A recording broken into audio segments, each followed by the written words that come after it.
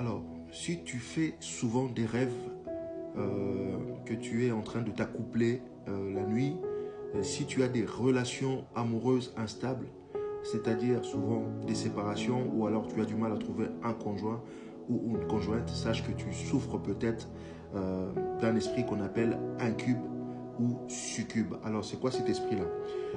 On va sur Wikipédia qui nous dit en fait un incube du mot latin incubus signifiant coucher sur. Alors, c'est un démon mâle. Incube, c'est un démon mâle qui prend corps pour abuser sexuellement d'une femme endormie. Velu, hirsute est souvent représenté comme possédant des pieds de bouc. Les démons incubes pèsent sur la poitrine de sa victime endormie et peut même l'étouffer. Son équivalent féminin est le succube. Et ce démon, c'est un démon qui est très jaloux. Alors, il est très jaloux. Quand tu vas les trouver, tu vas aller dans une relation quelconque, il fera tout pour que tu te sépares. Voilà. Et il vient souvent visiter ses victimes la nuit. C'est pour ça que tu fais souvent ces rêves-là, d'avoir des rapports avec des gens. Ça peut être des fois des personnes que tu connais, hein, ça peut être voilà, une amie que tu fréquentes, etc. Sauf que c'est cet esprit-là qui est masqué. Voilà. Alors, pour te délivrer de cet esprit, il faut tout simplement accepter le Seigneur Jésus-Christ, te rapprocher d'une église la plus proche, te baptiser, et seulement là, tu seras affranchi de ce démon.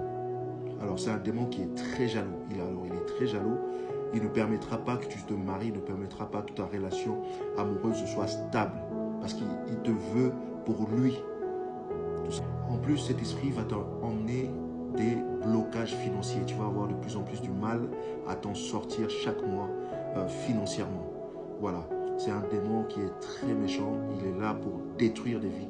Et je peux vous dire que le monde spirituel est bien réel. Le monde physique est régi par le monde spirituel. Avant que le monde physique soit, le monde spirituel était. Et celui qui contrôle, c'est lui qui régit le monde physique.